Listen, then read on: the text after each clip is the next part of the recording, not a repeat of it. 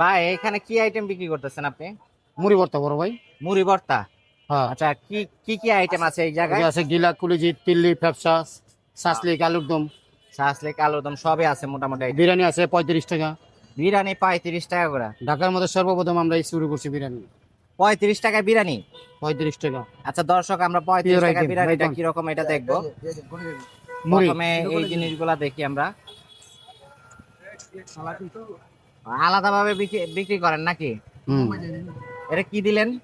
এটা কলিজি, কলিজি কত মুরগি টাকা? কলিজি 20 টাকা।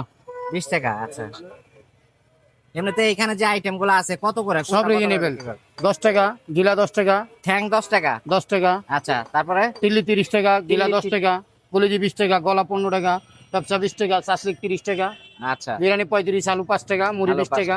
আচ্ছা, মানে নরমাল মুড়ি হচ্ছে আপনার 20 টাকা, 20 এরপরে টাকা। যে আইটেম গুলা নিবে দাম বাড়বে, হুম।